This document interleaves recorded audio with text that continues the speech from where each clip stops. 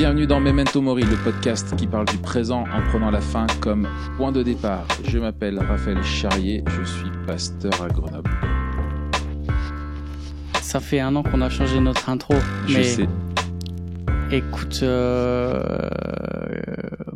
pareil. Je suis pasteur et voilà.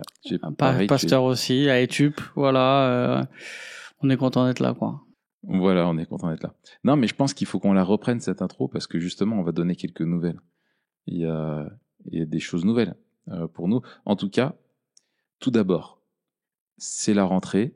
Ouais. Bienvenue à tous. On est content de vous retrouver pour rattaquer ensemble finalement ce qu'on avait laissé en pause avant les vacances de l'été. On espère qu'elles ont été ressourçantes pour vous. L'ont-elles été pour toi, Mathieu ? Ouais. Ouais. Ok. Super. On dirait quand on demande Ezra ce qu'il a fait à l'école. Ouais, j'ai joué. Il répond comme ça. Et voilà. Allez hop, terminé. Voilà. Donc voilà. En tout cas, on est content de se retrouver pour reprendre la rentrée ensemble après cette pause. Peut-être qu'avant de commencer l'épisode où on va avancer dans la question encore sur la question de la masculinité ensemble, est-ce que on peut quand même donner quelques nouvelles perso pour ceux qui nous suivent, parce que je suis sûr qu'en fait ils s'en fichent un peu de notre vie perso, mais quand même à ceux qui nous suivent régulièrement. Et puis il y a aussi un impact sur Memento Mori. Quelles sont les nouvelles de ton côté, Matt ? Moi, les nouvelles, c'est des nouvelles d'un futur moyen et lointain. Le premier horizon, c'est janvier. Nous partons, donc ma famille et moi, pour 5 mois à Washington, donc de 1er janvier à juin. On va aller faire un stage, enfin je vais aller faire un stage dans l'église, dans la Maison Blanche. Ça, ce sera juste le week-end. Je fais un stage à l'église Capitol Hill Baptist Church, l'église de Mark Dever. Donc toi tu avais fait un stage là-bas, moi j'ai fait un stage là-bas, c'était un petit stage de 10 jours, et puis ils proposent en plus de ces petits stages de 10 jours qui sont un peu des stages découvertes, des stages un peu plus longs, donc sur 5 mois pleins, à la fois pour réfléchir à notre ecclésiologie. Donc le point fort du ministère de Nine Marks et de l'église là-bas, c'est l'ecclésiologie, et puis pour aussi voir ce qui se fait dans leur église. Je pense que c'est comme pour moi, une des choses qui t'a marqué quand on va là-bas, c'est qu'on rencontre des gens qui vivent ce qu'ils écrivent dans leurs livres. Et dans le sens aussi où ils ont écrit ce qu'ils vivent et pas l'inverse. C'est pas il écrit un truc et il essaye de faire ce qu'il a écrit. C'est des gens qui ont éprouvé leur vision de l'église, qui ont éprouvé leur ecclésiologie, et qui la vivent depuis des années, des décennies. Donc je vais aller en stage là-bas pour quelques mois. Et l'horizon plus lointain, mais on en reparlera, c'est le fait que je vais passer à mi-temps. Donc jusque-là, j'étais à 80% pour l'église et à 20% pour TPG. Et là, je vais passer à mi-temps pour l'église et à mi-temps pour TPG. Donc il y aura aussi des répercussions sur mon ministère et ce qu'on va voir à TPG. Et toi, Raph, quelles sont les nouvelles ? Mais écoute, pareil, il y a du mouvement. Donc je rejoins une implantation d'église qu'on avait lancée quand j'étais encore dans mon ancien ministère à l'ECE. Et cette implantation a grandi et a besoin de renfort. Et du coup, je vais la rejoindre pour aider dans un ministère pastoral, mais à temps partiel aussi, où ça va être juste... voilà, c'est un 25% à peu près de temps que je donne à l'église. Donc pour aider cette église-là au niveau du ministère pastoral et tout ça. Donc je suis très ravi. C'est l'église Sola Gracia de Grenoble. Et l'autre partie du temps, c'est continuer de développer. Alors, il y a des projets en lien avec TPSG, mais aussi l'écriture de livres. Je suis sur un nouveau projet là en ce moment. Il y a aussi des cours que je donne à droite à gauche. Enfin voilà, il y a toute une partie, on va dire, l'autre partie du ministère qui est allouée à la question de l'enseignement, de la formation, de l'écriture, tout ça. Donc c'est une période vraiment cool. Et je suis très content de cette année scolaire, même si le point noir, il faut toujours qu'il y ait un caillou dans la chaussure. Il faut toujours quelque chose qui soit triste, c'est que tu seras pas là pendant plusieurs mois. Tu vas me manquer. Et on va du coup, par la même occasion, faire une pause dans Memento Mori. Parce qu'avec le décalage horaire et nos emplois du temps bien remplis respectifs, c'est juste pas possible d'enregistrer. Donc on va essayer d'être bien régulier là d'ici le mois de décembre. Et puis il y aura une pause après pendant l'été et on verra sous quelle forme aussi avec de nouveaux projets parce qu'on va essayer de terminer les projets en cours dans Memento Mori ici et puis on reviendra avec d'autres projets. Et aussi on travaillera ensemble sur d'autres gros projets qu'on a avec TPSG. Mais c'est trop tôt encore pour vous en parler. Mais sachez que dans la salle des machines, dans l'arrière-cour, dans le sous-sol, dans l'atelier, ça travaille. Ça travaille et qu'on est très enthousiaste des perspectives pour nous et TPSG. Et voilà, on vous en parlera en temps et en heure. En attendant, il est temps de vous dire qu'est-ce qu'on va faire pendant ce trimestre-là, en fin d'année. Qu'est-ce qu'on va faire, Mathieu? On va terminer les bouquins qui sont en cours. Ah, c'est ça, on a lancé 2 séries, là, c'est des grosses séries qu'on a commencé l'an dernier.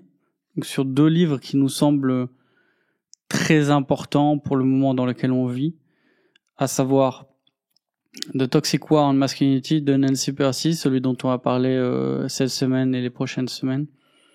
Et après, on va reprendre c'est quoi The Rise and the Triumph. Ah oui, The Rise and the Triumph of the Modern Self de Carl Truman. Donc le premier livre, là, celui qu'on va aborder aujourd'hui, si vous prenez le train en route, nous parle du développement de ce qu'on appelle communément la masculinité toxique, ou plutôt comment on en est venu à caractériser la masculinité comme étant toxique presque de manière automatique. Comment ce développement s'est-il fait? Alors l'auteur est américaine, donc c'est surtout avec l'histoire américaine qu'elle explique cela, le développement comme ça historique et les changements aussi qui ont conduit la masculinité à se redéfinir au fil des siècles. C'est extrêmement intéressant. Et le deuxième livre nous montre, lui, les racines d'une conception de l'identité qui est aujourd'hui fluide et nous montre, surtout en lien avec la question de la sexualité, comment identité et sexualité ont-ils été liés et comment la question de l'identité est devenue à être perçue comme quelque chose de personnel et d'interchangeable et de fluide. Donc aujourd'hui on continue le livre de Nancy Pearcey, on est au chapitre 7, on va enregistrer 2 chapitres. On fait 2 en 1. On fait 2 en 1. Est-ce que ça fait 2 épisodes ou est-ce qu'on fait un épisode avec 2 chapitres? Je crois qu'on avait dit un épisode de chapitre. Un épisode de chapitre. Ouais, 2 chapitres, ouais. Un épisode de chapitre pour aller un petit peu plus vite et survoler un peu plus vite le livre. Excellent. Ouais, non, je dis que, comme vous le voyez, on est toujours aussi préparé. On est préparé. En plus, on en a parlé la semaine dernière, j'étais à Grenoble, mais c'était excellent. En plus, ces 2 chapitres vont bien ensemble. Dans le premier chapitre, il est question des mouvements de réforme, ce qu'en français on pourrait appeler mouvements sociaux, mais c'est pas vraiment la même chose en réalité. Non, mais... et c'est propre à l'histoire américaine. Hein. C'est ça. Le 19e, c'est le siècle un peu des réformes là-bas. Rien à voir avec la réforme protestante, etc. C'est ça, non, c'est des petits mouvements sociaux qui ont été portés le plus souvent par des ligues ou des associations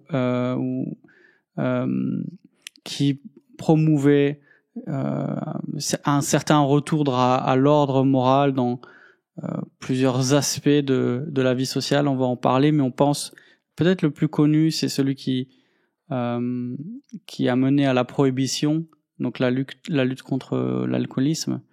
Mais il y en a d'autres dont on va parler. Et le deuxième chapitre dont les suffragettes aussi, le mouvement des suffragettes pour le vote des femmes. Ouais. Le deuxième chapitre nous parle de la manière dont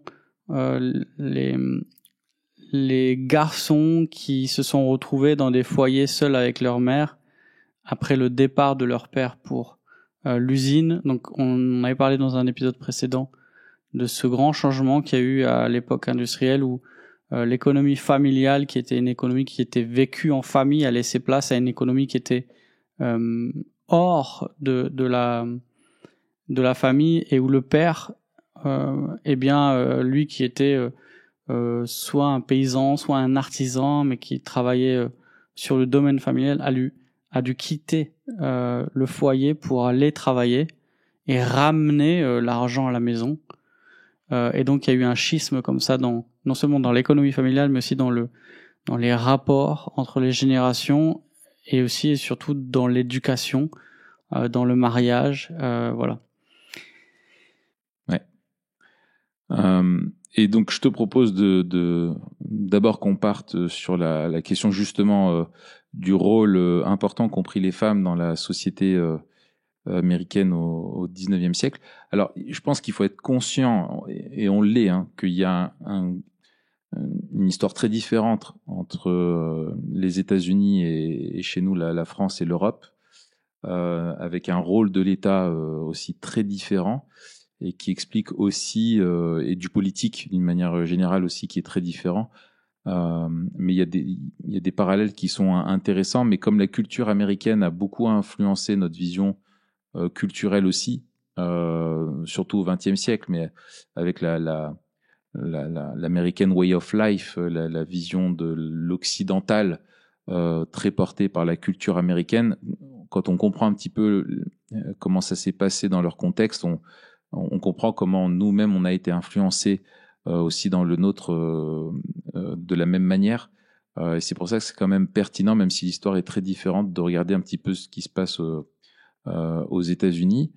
Et donc, Nancy Pearcey rappelle donc qu'au 19e siècle, on l'avait vu dans le chapitre précédent, enfin dans l'épisode avant l'été, que vraiment les femmes ont été mises au moment de l'industrialisation sur un piédestal, parce que alors que les hommes étaient éloignés du foyer et se sécularisaient dans leur vision du monde et dans leur moralité, elles ont été progressivement perçues comme étant celles qui étaient finalement les gardiennes de la sainteté, de la piété du foyer, de la moralité dans la société aussi. Elles incarnaient vraiment ce qui était vertueux chez l'homme, alors que l'homme, lui, incarnait finalement l'inverse.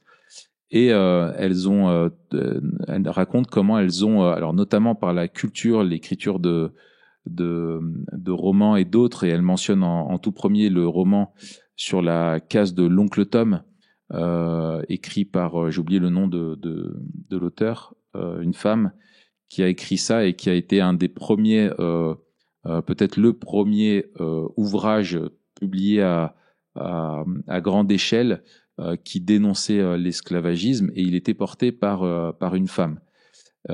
Et en fait, on voit que les femmes ont eu le rôle au XIXe siècle d'interpeller la société sur les injustices, et elles vont petit à petit vraiment comprendre qu'on ne peut pas protéger les valeurs de la famille si on ne les promeut pas en dehors de la famille, et c'est-à-dire dans la société.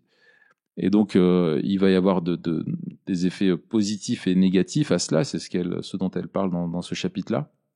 On va parler des effets positifs, mais un effet négatif qu'il faut souligner, c'est que finalement, on va commencer à retrouver dans la société un antagonisme entre les sexes bon, alors l'antagonisme entre les sexes, il existe depuis Genèse 3.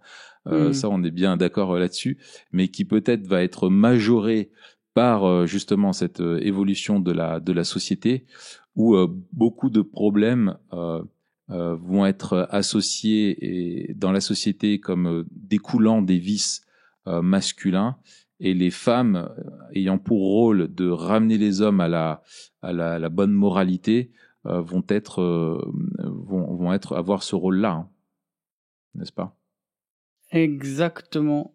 Et il y a aussi un lien, et ça c'est important de le comprendre pour le reste de notre exposé, c'est aussi le lien entre les femmes, la religion et aussi le travail qu'elles vont faire, puisque la plupart des femmes qui ont mené ces mouvements de réforme l'ont fait depuis l'Église, et les églises aussi servaient à la fois de lieu de rassemblement pour les réunions les conférences qui étaient organisées, mais aussi les pasteurs et les hommes d'église relayaient beaucoup de ces préoccupations. On va en reparler. Mais il y a un lien qui est fait entre encore la moralité et la religion. Et il y a aussi une sécularisation qui s'est opérée où l'homme à la fois a été séparé du foyer, il a été introduit dans le monde du travail, et ce monde de travail étant de plus en plus séculier, non seulement l'homme a ramené une vision du monde séculière dans son foyer, mais il y a eu aussi une espèce de séparation qui s'est passée entre la moralité des femmes qui était plus attachée à l'Église, et les hommes qui évoluaient dans leur cadre de travail. Et c'est déjà ce qu'on avait souligné une dernière fois quand on avait aussi quand l'auteur rappelait, ou en tout cas nous avait fait réaliser les femmes étaient très présentes, surtout à l'époque des réveils, et notamment du second grand réveil, et ce qui avait aussi contribué à changer la manière de prêcher dans les églises. Un petit peu la prédication, ouais. C'est ça, et aussi de changer notre manière de voir Jésus. On a une féminisation entre guillemets de l'image de Jésus. Et donc ça c'est un peu la toile de fond de la réflexion aujourd'hui. Et on a aussi une société qui est de plus en plus décadente. L'auteur souligne même que dans les alors attends, je vais reprendre les chiffres exacts. A dit, donc c'est un sociologue 30, Michael Kimmel qui dit les Américains buvaient beaucoup plus des liqueurs fortes entre les années 1790 et 1830 que à n'importe quelle autre époque de notre histoire avant ou après cela. Et donc on a une décadence de la société avec une prolifération des saloons, avec une prolifération des maisons closes, je sais pas si c'est le bon terme. Ouais. Et on a des hommes qui, au lieu de rentrer à la maison, vont au saloon, ou alors vont dans les maisons closes. Et on a une moralité qui se... Les tripots. Ouais, j'ai d'autres mots, mais faire le jeu, jouer aussi, tous les jeux en fait où ils vont jouer leur solde du jour dans les tripots, quoi. C'est un grand classique. Et donc il y avait cette idée de tous ces mouvements de faire rentrer, de refaire rentrer l'homme dans son foyer directement après le travail, plutôt que les voir s'arrêter et venir dilapider l'argent de la maison, ou être juste des pères absents qui étaient en train de se détruire. C'est ça.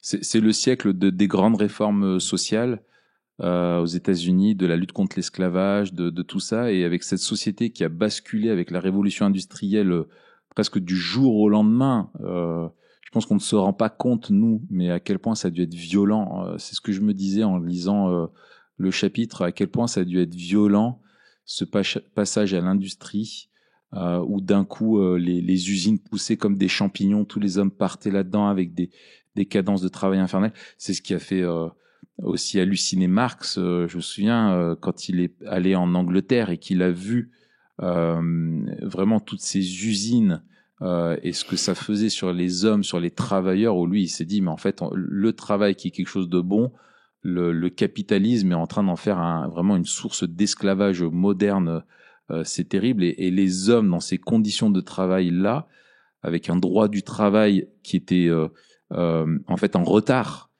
par rapport à l'industrialisation, où les hommes vivaient aussi dans des conditions assez terribles, et du coup sortaient étant loin de la maison, sortaient des usines et tout ça, et en fait avaient envie que d'une chose, c'était aller se bourrer la gueule dans le premier rad du coin. Et en France, c'est un petit peu différent. Et donc, pardon, parce que c'est là qu'on a vu, donc à cette époque-là, où dans un pays où l'État est assez en retrait, et un clergé pas du tout organisé comme c'était le cas en France, qui est un pays catholique, où en fait ce sont les paroisses locales et notamment les femmes à travers les associations paroissiales, diaconales, etc., et qui vont finalement jouer ce rôle de santé publique, de sécurité sociale, de message de comment on pourrait dire, de prévention, etc., pour essayer de ramener les hommes, pas ramener la coupe à la maison, mais ramener le mari à la maison, et essayer de le sortir de ces mauvais comportements. Alors qu'en France, l'Église catholique structurée avait un rôle déjà bien installé. Et après, on a basculé, bon, c'est après la Deuxième Guerre mondiale, mais on a basculé dans un État-providence où c'est pas tant le citoyen qui doit s'occuper de son prochain, mais c'est l'État qui s'en occupe pour lui, quoi. Donc c'est pour ça qu'on a des angles vraiment culturellement très différents. Là, c'est vraiment, ça devait venir des gens, et donc c'est vraiment du peuple, et donc c'est venu des femmes aux États-Unis en particulier. Et alors, il faut comprendre aussi que ce combat-là de ces femmes contre le vice, c'est pas juste un combat pour la moralité, c'est un combat social. C'est-à-dire que lorsque le mari va au saloon, dilapide son argent, etc., ou va voir les prostituées, etc., il y a bien sûr une dimension morale, mais une dimension d'abord familiale. Et c'est d'abord pour se protéger elle-même et pour protéger la famille, que ces femmes-là s'engageaient dans ces combats.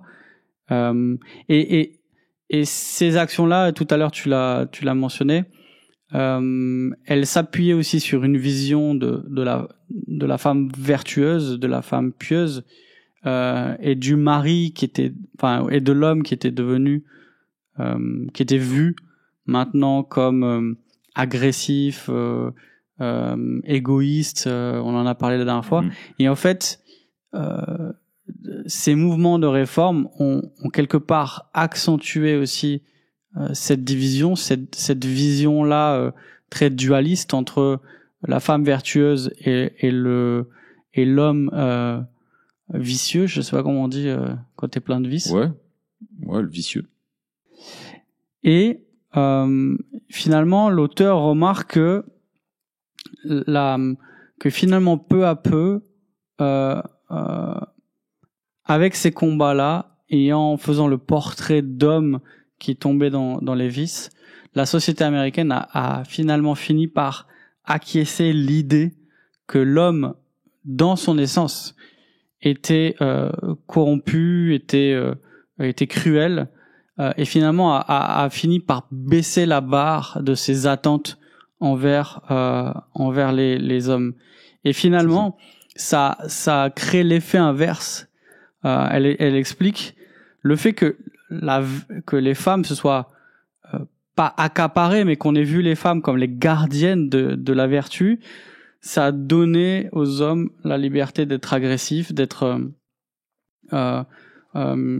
d'être centré sur l'argent, d'être ambitieux, d'être compétitif, d'être égoïste, et ça a laissé aux femmes la responsabilité de venir dompter les hommes et de venir redresser leur comportement.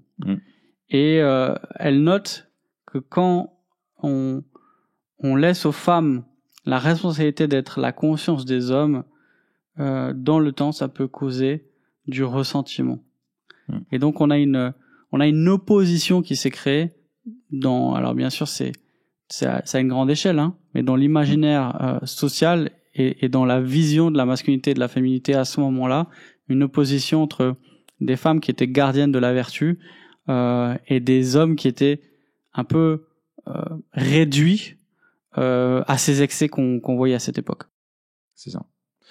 Et elle note aussi donc dans le rôle de l'influence culturelle aussi, avec tous les romans qui étaient écrits, notamment par des femmes aussi, qui racontaient en général l'histoire d'une femme qui aime un homme mais qui est un mauvais garçon et dont le but est de le rendre vertueux. On retrouve un petit peu en fait la maman, hein, qui a un enfant qui est pas sage, et voilà, c'est un peu les images qu'on retrouve. C'est très cliché encore aujourd'hui, l'image du bad boy, de la fille qui est amoureuse d'un bad boy mais qui espère qu'à grâce à son amour va pouvoir le ramener à la raison et en faire un homme vertueux finalement. Tout à fait ça.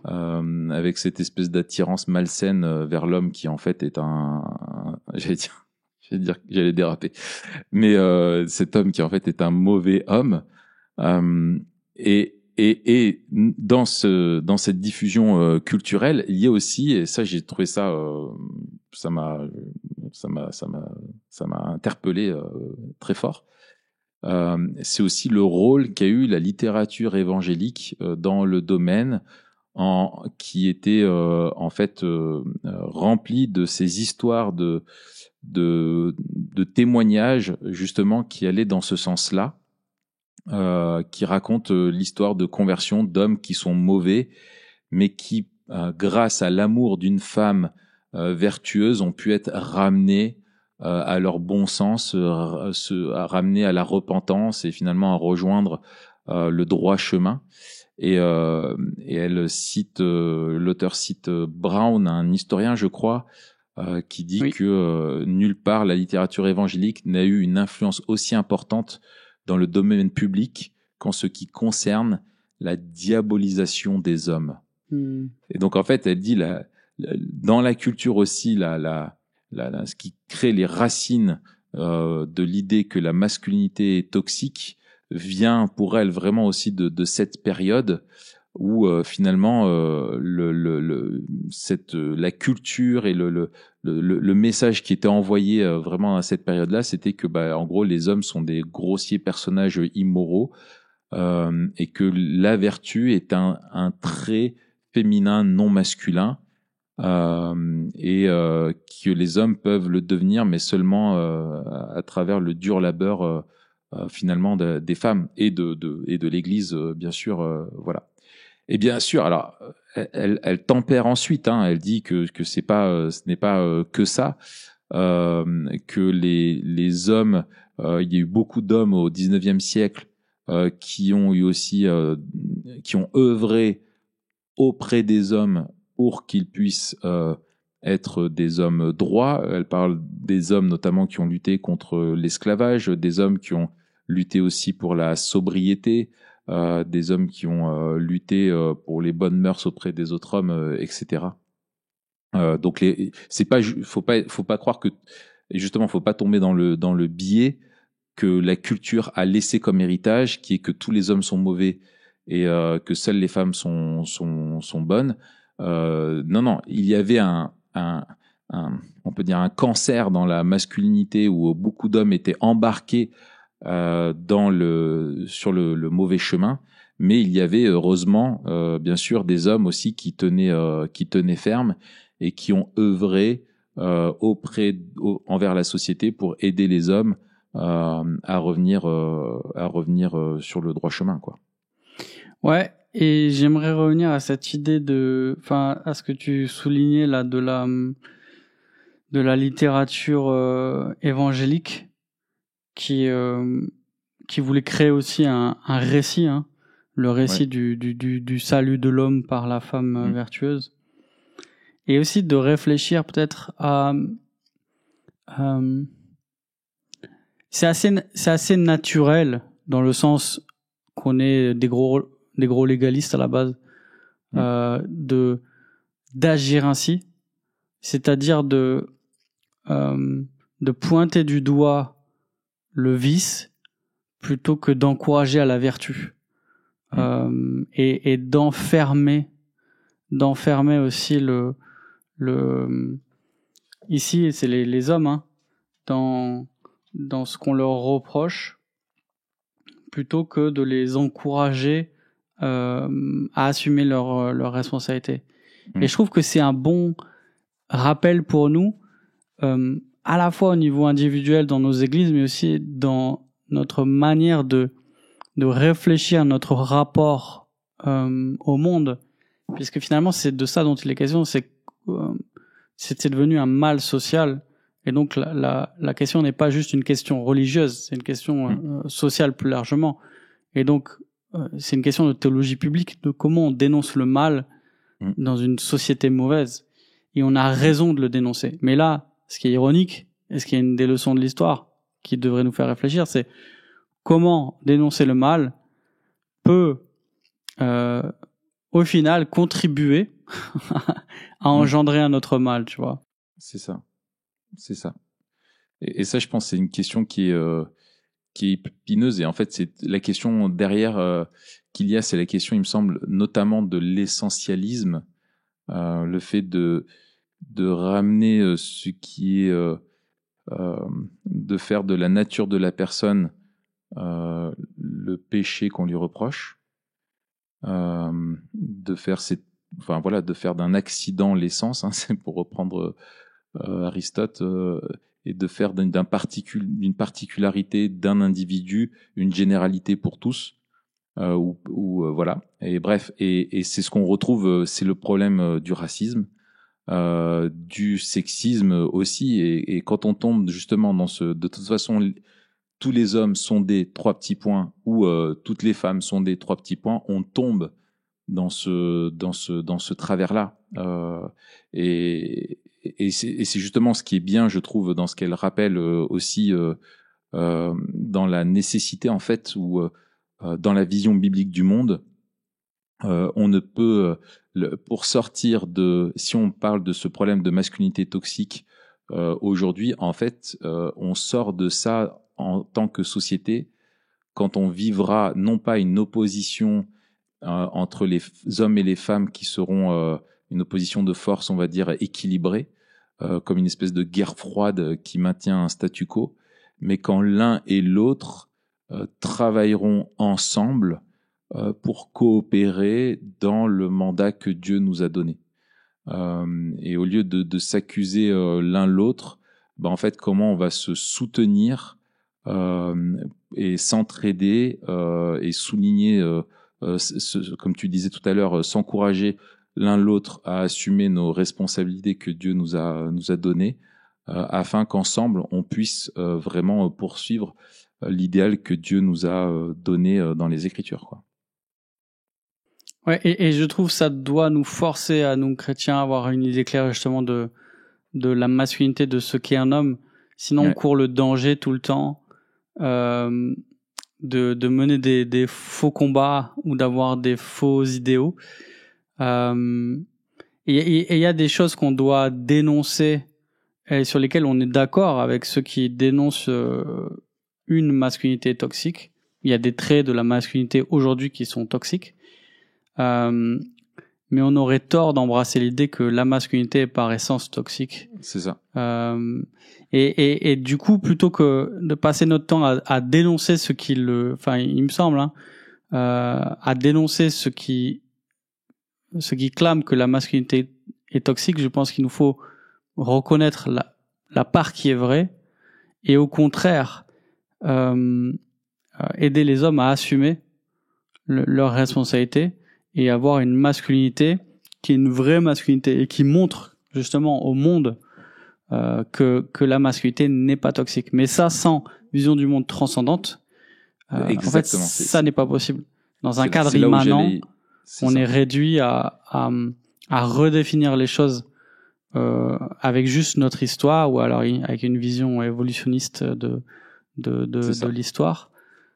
Et nous, voilà, c'est ce qui fait la beauté, la force de la vision du monde chrétienne, c'est justement qu'il y a une réponse à ce qu'est un homme, et que cette réponse-là, c'est la seule qui puisse à la fois nous satisfaire vraiment, mais aussi garantir ce à quoi s'opposent à la fois ces femmes à cette époque, mais aussi les femmes aujourd'hui. Je crois que le combat de la plupart des femmes, pas toutes, parce qu'il y a des combats idéologiques qui nous dépassent, avec lesquels on n'est pas d'accord. Mais quand des femmes s'insurgent aujourd'hui contre des violences qui sont faites soit aux femmes, soit dans la famille, et des perversions de la masculinité, on est d'accord. On est d'accord. Et il y a que la masculinité biblique qui peut répondre à quoi ces femmes aspirent. C'est-à-dire un homme qui est vraiment un homme. Après, le problème, c'est que la société ne peut pas vraiment définir, justement, avec ses outils, ce que devrait être un homme. Et donc, elle est aussi toujours à la recherche. Elle combat à la fois un état de fait, et en même temps, elle ne peut pas définir ce qu'elle recherche. Et ça, c'est l'impasse. C'est notre impasse, quand on nie une vision transcendante chrétienne du monde, quoi. Ouais. C'est ça. Et donc, et je pense que de démontrer, et c'est là où on peut rejoindre, et on dit, tu vois, que tout le mouvement de la déconstruction a quelque chose apporte quelque chose d'utile, c'est qu'il a voulu questionner les normes parce qu'il voyait qu'il y avait des effets néfastes, et donc a voulu questionner finalement la construction, justement a voulu questionner le script séculier de la masculinité en disant il faut le déconstruire parce qu'il est mauvais, il est toxique, mais en fait ne peut en reproduire qu'un autre différent qui est tout autant séculier et qui ne pourra pas apporter vraiment de solution, et de démontrer comment la pensée chrétienne, la vision biblique, la vision chrétienne de ce qu'est la masculinité vraiment peut apporter à la société et peut sortir la société et les hommes de leur ornière. Et ça, on doit commencer pas juste à le dire, même si on doit le dire, mais à le démontrer. Et on l'a déjà dit, mais quelque part, les hommes chrétiens devraient être la meilleure apologétique de la masculinité biblique dans le monde. Et que leur façon de vivre leur masculinité, de vivre ce qu'ils sont, tout simplement, d'assumer leurs responsabilités dans les vocations que Dieu leur a adressées, doit démontrer qu'il y a une autre voie. C'est pas la voie de la modernité contre celle de la postmodernité, c'est la voie de l'évangile, d'une masculinité qui a pour horizon Christ et Christ seul, et que en suivant Christ, les hommes deviennent de meilleurs hommes dans la société, et que leur comportement est le fruit de cette relation qu'ils ont avec lui et des valeurs qu'ils embrassent, qui sont celles pour lesquelles Dieu les a créés. Donc ça, c'est très fort. Et en plus, et voilà la raison pour laquelle on insiste tant sur les vocations. Et il me semble aussi, c'était très fort dans l'Église primitive, quand on voit la prédominance des tables domestiques dans les épîtres, dans la plupart des épîtres, on se rend compte que l'éthique du royaume, c'est une éthique qui se traduit par une manière de vivre, qui se traduit par des vocations qui sont renouvelées. Et quand on voit la radicalité de la différence entre un mari chrétien, entre un père chrétien et celui qui ne l'est pas à l'époque, ça marquait déjà une rupture dans la vision du monde, mais aussi dans le projet de société qui était porté. Et c'est là où en fait les normes du royaume elles se manifestent le plus fort. On le dit encore et encore, hein, dans notre manière de vivre avec les autres, dans notre vocation. Et au final, ce qu'on dit depuis tout à l'heure aussi, c'est que ce que dénonçaient ces femmes-là, c'est que ces hommes-là, en s'éloignant de leurs responsabilités, faisaient payer le prix de leur insouciance à tous ceux qui auraient dû être considérés comme leur vocation, c'est-à-dire prendre soin de leurs femmes, prendre soin de leurs enfants. Et c'est toujours la même chose, quoi. C'était à elle d'assumer. Ouais, c'est ça. C'est que dans tous les cas, ces responsabilités doivent être assumées. Ces vocations, elles sont là, et que si les hommes ne tiennent pas leur place, ils condamnent les femmes à devoir assumer une double responsabilité, celle de la mère et celle du père. Et c'est ce que tu vois, hélas, dans beaucoup de foyers, quoi. Et c'est ce qu'on voit dans le chapitre d'après. C'est qu'il y a eu un mouvement comme ça, presque en chaîne, entre le départ du père, le rôle de la mère, et aussi l'attitude des enfants à une nouvelle culture qui est née, qui a donné place à une vision de la masculinité qui s'est forgée avec l'absence du père. Et on avait fini sur le chapitre là où... Ouais, elle conclut sur l'exemple de Christ et en fait, je voudrais juste rebondir là-dessus.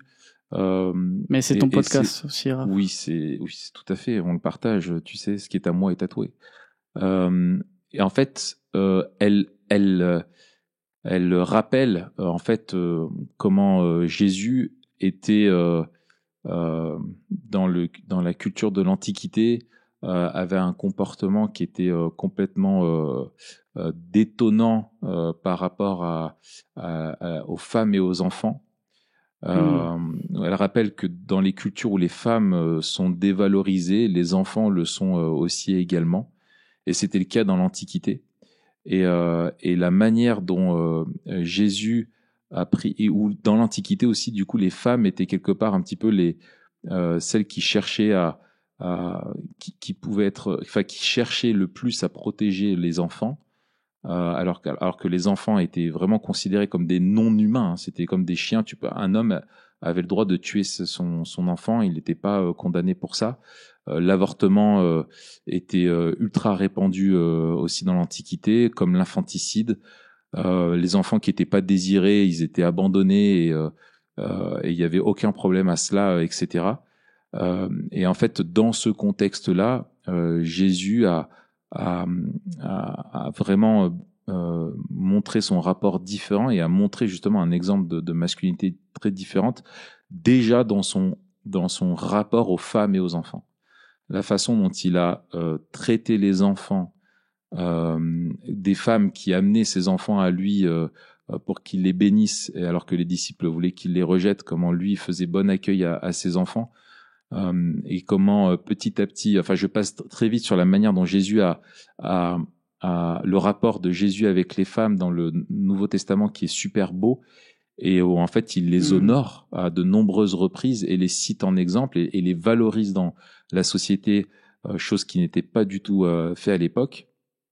Et en fait on en est arrivé vraiment en fait on se rend pas compte aujourd'hui à quel point après l'enseignement du Nouveau Testament sur le rôle du mari, de la femme et la place des enfants est en fait contre-culturel totalement dans l'Antiquité. C'était vraiment déjà qu'il n'y ait pas de polygamie, le fait que l'homme doit aimer sa femme comme Christ aime l'Église, que il faut veiller sur les enfants, que les enfants doivent honorer enfin voilà, de rétablir vraiment la famille telle que Dieu veut qu'elle soit dans le plan de la création. Eh bien en fait c'était quelque chose de complètement différent, quoi, de radicalement révolutionnaire en fait. Et elle dit que le fait que que l'Église primitive ait interdit l'avortement, l'infanticide, est une des raisons à l'époque pour lesquelles tant de femmes se sont tournées vers le christianisme, parce que elle voyait que Jésus et que le christianisme accordaient une juste valeur à la vie des enfants que la société ne reconnaissait pas. Et c'est ce qui les a poussés à se tourner vers le christianisme. Elle dit aujourd'hui ceux qui s'opposent à l'avortement sont accusés d'être contre les femmes, mais dans le monde antique, les gens comprenaient que rejeter l'avortement, c'était être en faveur des femmes. L'opposition de l'Église à l'avortement et à l'infanticide communiquait que les chrétiens chérissaient la contribution des femmes en amenant la vie dans le monde. Ils traitaient le rôle et la fonction unique des femmes avec un grand respect. Et ça, je pense que c'est quand on parle de progrès en parlant de l'avortement pour les femmes, je pense que c'est oublier l'histoire. C'est de l'anti-histoire, hein, comme dirait c'est Philippe Riff, hein, je crois qu'il dit ça, dont parle Truman. C'est un anti-récit historique parce que pour les femmes, qu'on protège la vie des enfants et qu'on les laisse amener leur grossesse à leur terme était vu vraiment comme un immense progrès, quoi. Et en ce sens-là, c'est une régression où en fait la société moderne veut redevenir comme elle était dans l'Antiquité, un peu païenne, quoi. Ouais, c'est ça. Et ça vient en grande partie aussi du divorce entre la question de la féminité ou d'être femme, et donc du droit des femmes et la maternité. Et dès lors où on divorce la maternité de la féminité, on divorce les droits en fait. Et la sexualité du mariage et de la reproduction, quoi. Exact. La sexualité est vue, la maternité et la sexualité sont vues à l'extérieur, non seulement de l'individu, mais aussi de la cellule familiale. Alors, on en arrive à la question de la place, du rôle des femmes dans l'éducation des enfants. Ouais, et puis ça fait 47 minutes, Raph, qu'on enregistre. On le publie la semaine prochaine, la suite ? On publie la suite la semaine prochaine. C'est plus là, sage. vous étiez accrochés à nos lèvres, n'est-ce pas ? Les 3 qui restent. On vous donne N'empêche, il y a rendez-vous. beaucoup de menteurs. Je tiens à le dire, il y a beaucoup de menteurs. À chaque fois, moi, je croise quand même pas mal de monde à droite à gauche qui disent « Ouais, Memento Mori, c'est génial, on suit et tout. » Et puis, il y a Steph qui nous dit « Ouais, les gars, ça décroche à mort. » Et les gens, ils suivent pas le podcast et tout ça. Il faut faire... On rend compte que ceux qui suivent jusqu'au bout, c'est ça la beauté du truc. Ah, c'est ça. Dans sa providence, Dieu veut nous encourager. Exact. Et à chaque fois, il y a 5 personnes qui finissent un épisode, sauf que toi, tu les croises les 5. Et du coup, tu as un énorme biais d'échantillonnage qui te fait croire que tout le monde est accro. Eh bien, on va tester ça. Si vous êtes jusqu'au bout sur la chaîne YouTube, mettez-nous comme mot. Matt, t'es bon pour le mot-clé. Quel peut être le mot-clé de cet épisode ? Tripot. Tripot. Oh là là, sans regarder dans le dictionnaire. Voilà, sans regarder dans le dictionnaire, le tripot. Bravo. Voilà, bravo. En tout cas, on vous donne rendez-vous à la semaine prochaine. Inscrivez-vous, abonnez-vous à la chaîne YouTube, abonnez-vous à TPSG. Tous les liens mentionnés, on n'a mentionné aucun lien, mais il y a des infos dans l'article qui est publié en lien avec le podcast sur TPSG. Et on vous dit à la semaine prochaine. Salut. Salut.